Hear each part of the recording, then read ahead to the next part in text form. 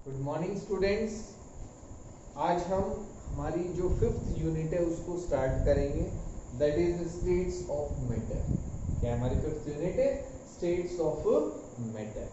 कि मैटर की कितनी स्टेट्स हैं, उनकी प्रॉपर्टीज के बारे में हम डिस्कस करेंगे। ठीक है, उनकी प्रॉपर्टीज के बारे में हम डिस्कस करेंगे।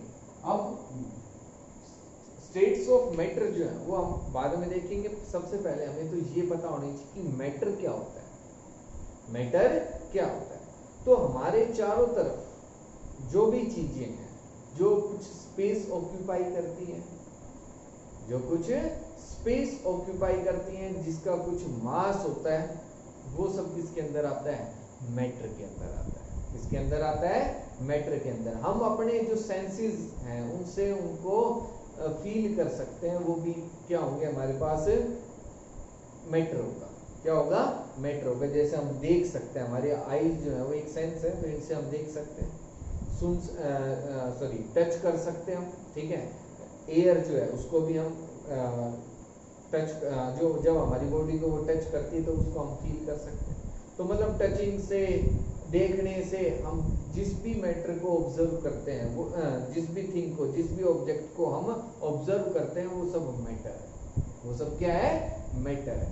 ठीक है, जैसे मैटर हमारे पास हो सकता है चेयर, टेबल, एयर, फूड, कोई भी खाना हम जो खाते हैं, वाटर, ठीक है, परफ्यूम, ये सब क्या है? मैटर है। ये सब क्या है? मैटर है हमारे पास। ठीक है, बहुत सारे एग्जांपल्स हो सकते हैं। मतलब आपके चारों तरफ आप जो भी देख रहे हो वो सब क्या है? मैटर है। ये बोर्ड, ये मार्कर, ये शर्ट, सब कुछ क्या है? मैटर है। सब कुछ क्या है? मैटर है। ठीक है, अब मैटर जो है वो कितने टाइप का हो सकता है ये हम देखेंगे। तो ये सब आप लोअर क्लासेस में भी आपने पढ़ा है कि जो मैटर है वो 3 टाइप का होता है, solid, liquid and gas. Mainly कितने टाइप का होता है? 3 टाइप का, सॉलिड, लिक्विड एंड गैस। ये आप पढ़ते आ रहे हो लोअर क्लासेस से। इनमें डिफरेंस क्या होता है ये भी आपको पता है। ठीक है, तो आज हम उनके बारे में डिस्कस करेंगे कि हमारे पास कौन कौन से डिफरेंस हो सकते हैं सॉलिड्स में, लिक्विड्स में और गैसेस के अंदर। किसके अंदर? गैसेस के अंदर। ठीक है, तो मैटर तो आपको समझ में आ गया कि जो भी चीज आपके चारों तरफ जो कुछ स्पेस ऑक्यूपाई करती है, जिसका कोई वॉल्यूम है, ठीक है, और जिसका कुछ मास है। एयर जो है उसका भी मास होता है, इस बोर्ड का भी मास है, कुछ ना कुछ इस मार्कर का भी मास है। तो ये सब क्या है? मैटर है। ये सब क्या है? मैटर। ठीक है, तो अब हमारे पास जो मैटर है वो कितने टाइप का होता है? 3 टाइप का होता है, solids, liquids and gases.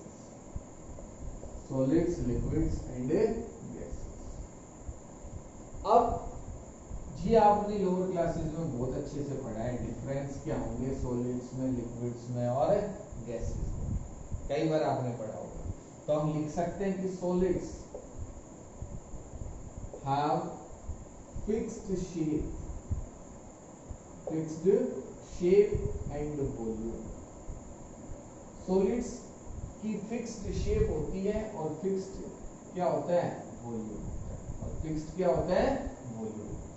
whereas liquids have fixed volume, इनका वॉल्यूम जो है वो फिक्स्ड होता है, but not fixed shape. But not fixed shape, but इनकी जो शेप है वो फिक्स नहीं होती। ठीक है, और गैसेस हैव नाइदर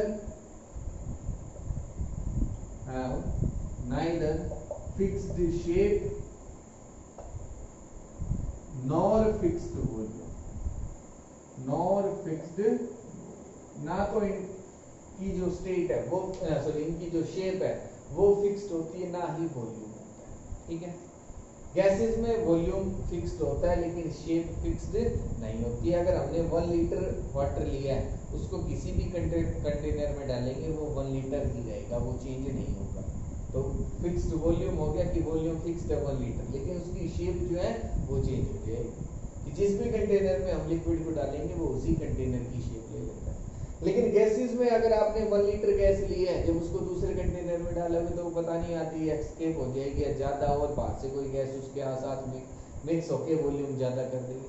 तो वो डिपेंड करता है कि आपकी कंडीशंस क्या है और आपकी गैस क्या है, ठीक है। तो उनके लिए ना तो कोई फिक्स्ड शेप होती है और ना ही फिक्स्ड वॉल्यूम होता है, ये आपने पढ़ा है, ठीक है।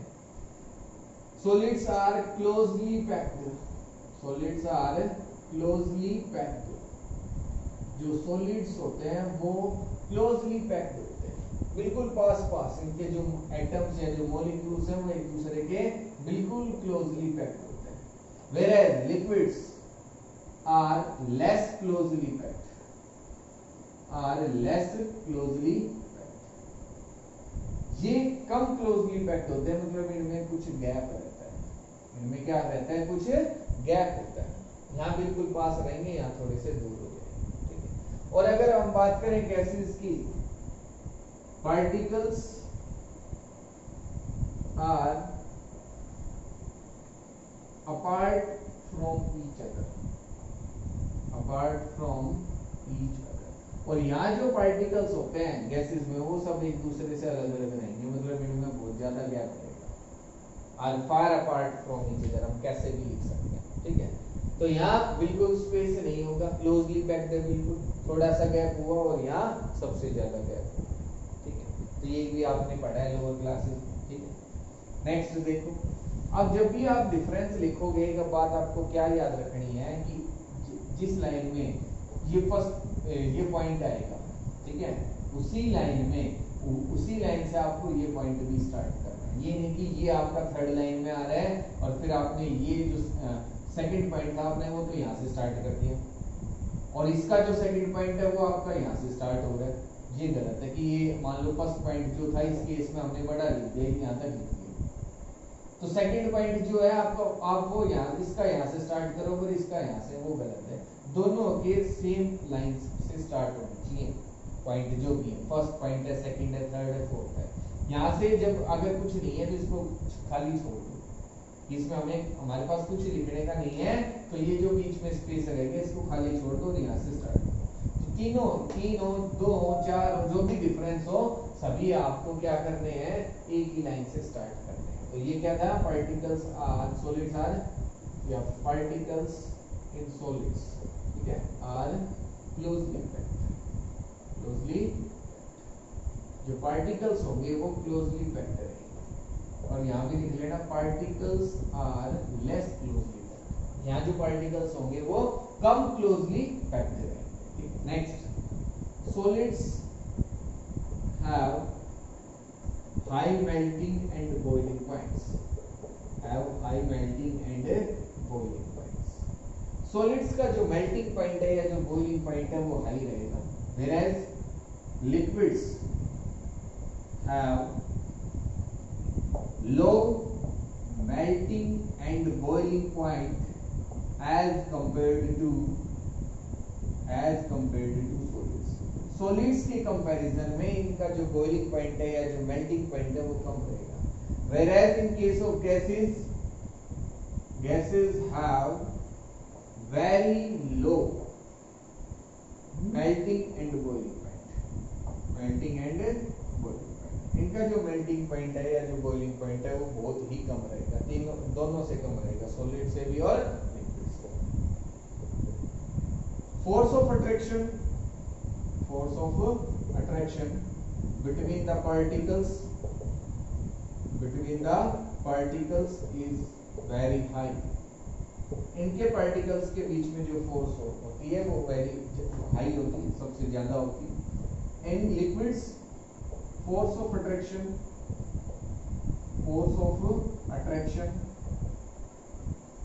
is low as compared to gases.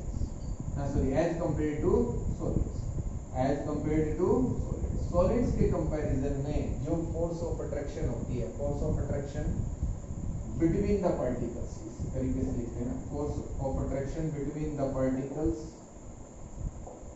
Is less as compared to solids, या हम नहीं भी लिखें कि हम सॉलिड से कंपेयर कर रहे हैं, तो हम डायरेक्टली भी लिख सकते हैं कि फोर्स ऑफ अट्रैक्शन जो है लेस होती है या वीक होती है। हम कुछ भी वर्ड यूज कर सकते हैं, लेस और वीक। और अगर हम बात करें गैसेस की, force of attraction between the particles is very low, या is very weak। हम कोई भी वर्ड यूज कर सकते हैं कि जो फोर्स ऑफ अट्रैक्शन होती है वो बहुत ही वीक होती है। किस केस में? गैसेस के केस। किस केस में? गैसेस के केस में। ठीक है, तो ये हमारे पास कुछ डिफरेंस हो और देखते हैं, और भी हमारे पास डिफरेंस हो सकते हैं। ठीक है, नेक्स्ट अगर हम डिफरेंस देखें तो सॉलिड्स में क्या होगा? Solids have high density. जो सॉलिड्स है उनकी डेंसिटी हाई होती है, whereas in case of liquids density is low as compared to solids।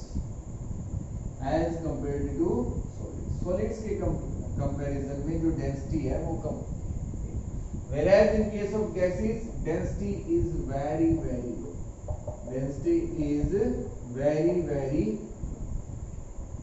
जो डेंसिटी होती है वो बहुत ही कम होती है। ठीक है, तो सॉलिड्स की डेंसिटी सबसे ज्यादा, फिर उसके बाद लिक्विड्स की, और सबसे कम किसकी होगी? गैसेस की होगी। सबसे कम किसकी होगी? गैसेस की होगी।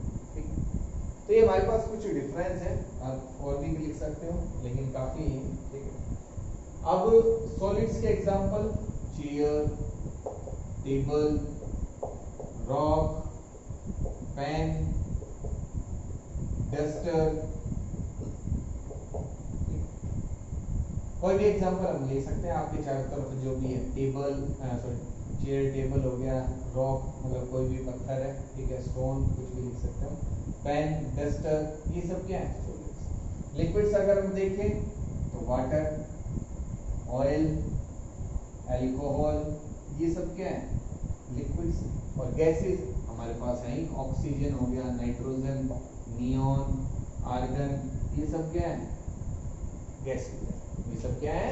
गैसेस। तो आपके चारों तरफ सॉलिड, लिक्विड और गैस तीनों ही मैटर्स, जो स्टेट ऑफ मैटर है वो प्रेजेंट होती है। ठीक है, तो हमारे पास स्टेट्स ऑफ मैटर था कि हम अपने जो मैटर है उसको 3 स्टेट्स में डिवाइड कर दिया, सॉलिड्स, लिक्विड एंड गैस। अब हमारे पास इनके अलावा भी 2 स्टेट्स और होती है, ठीक है, जिनको हम नॉर्मली डिस्कस नहीं करते हैं। ठीक है, एक स्टेट होती है आपके पास प्लाज्मा स्टेट। कौन सी स्टेट होती है? Plasma state. प्लाज्मा स्टेट जो होती है वो हाई टेम्परेचर पे होती है। इसमें प्रेजेंट होती है वेरी हाई टेम्परेचर, हम ये लिख सकते हैं very high temperature, very high temperature. कि जब बहुत ही ज्यादा टेम्परेचर होगा उस पे ये स्टेट प्रेजेंट होती है। It is a mixture of ions and electrons.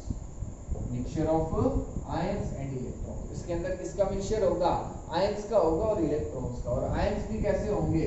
Positively charged ions. Positively charged ions. Positively charged ions इसके अंदर प्रेजेंट होंगे और इलेक्ट्रॉन्स प्रेजेंट होंगे। मतलब जब हम सुपर हीट कर देंगे, मतलब बहुत ही ज्यादा हीट कर देंगे एटम्स को, तो वो इलेक्ट्रॉन्स उसके अंदर से बाहर आ जाएंगे और वो आयंस में कन्वर्ट हो जाएगा। गैसेस का हम आयनाइजेशन भी करते हैं। ठीक है, तो उस समय जो स्टेट होती है वो प्लाज्मा स्टेट होती है। सन के अंदर जो हमारे पास सन है उसके अंदर प्लाज्मा स्टेट है। कौन सी स्टेट प्रेजेंट है? Plasma state. वहां गैसेस का भी आयनाइजेशन हो गया, वहां से भी हमने इलेक्ट्रॉन्स को बाहर निकाल दिया। ठीक है, तो ये एक स्टेट हो सकती है। एक है हमारे पास super cooled liquid state. Super cooled liquid state, ये सुपर कूल्ड स्टेट हम बोल देते हैं। क्या बोल देते हैं? Super cooled state. Very low temperature पे, वेरी लो टेम्परेचर। ठीक है, सुपर कूल्ड स्टेट। जैसे सुपर कूल्ड स्टेट एक हमारे पास होती है, ग्लास जो होते हैं उसको सुपर कूल्ड लिक्विड बोला जाता है। क्या बोला जाता है? सुपर कूल्ड लिक्विड, मतलब लिक्विड को लो टेम्परेचर पे करके तब वो फॉर्म किया जाता है, ठीक है। तो वो हमारे पास हो सकता है। तो ये हमारे पास दो स्टेट्स हो रहे हैं, ये नॉर्मली हम डिस्कस नहीं करते हैं क्योंकि ये नेचर में कम ही हमें देखने को मिलती है, ठीक है। तो इनके बारे में हमें ज़्यादा इंफॉर्मेशन भी नहीं है कि हम प्लाज्मा स्टेट को जब आयनाइजेशन हो गया, जब बहुत ज़्यादा हाई टेम्परेचर है तो उस पर हम जो प्रॉपर्टीज है उनको स्टडी करना भी डिफिकल्ट हो जाता है, ठीक है। तो इनको आप हायर स्टडीज में पढ़ोगे कि प्लाज्मा स्टेट और सुपर कूल्ड स्टेट क्या होती है, ठीक है, कि कैसे इनको ये एग्जिस्ट करती हैं, क्या क्या प्रॉपर्टीज हैं, वो आगे पढ़ोगे। आपको अब 3 मेन पढ़नी है, सॉलिड्स, लिक्विड एंड गैस। और इस चैप्टर के अंदर हम गैसेस और लिक्विड्स के बारे में पढ़ेंगे, सॉलिड स्टेट के बारे में नहीं पढ़ेंगे, वो आपकी +2 क्लास के अंदर आएगी सॉलिड स्टेट, ठीक है। तो अब हम इसके अंदर गैसीय स्टेट और लिक्विड स्टेट्स के बारे में पढ़ेंगे, क्या होती है, ठीक है, क्या क्या प्रॉपर्टीज होंगी उनसे रिलेटेड, वो सब हम देखेंगे। कौन कौन से लॉ है जो उनकी प्रॉपर्टीज को एक्सप्लेन करेगा, ठीक है। उससे पहले हम बॉन्डिंग के बारे में भी पढ़ेंगे, फोर्सेस ऑफ अट्रैक्शन के बारे में भी पढ़ेंगे कि कितनी टाइप की फोर्स ऑफ अट्रैक्शन नेचर में एग्जिस्ट कर सकती है, क्या क्या होंगी, कैसे वो फॉर्म होती है, वो सारी चीजें हम देखेंगे। तो काफी इंपॉर्टेंट है, आगे का जो हम पार्ट करेंगे 2-3 वीडियो ध्यान से पढ़ना है उसको। कोई भी डाउट रहता है तो मेरे से पूछना है। आज भी जो करवाया है कुछ ज्यादा तो है नहीं, लेकिन इसमें कोई भी अगर क्वेश्चन रहे तो आप पूछ सकते हो, ठीक है। Thank you.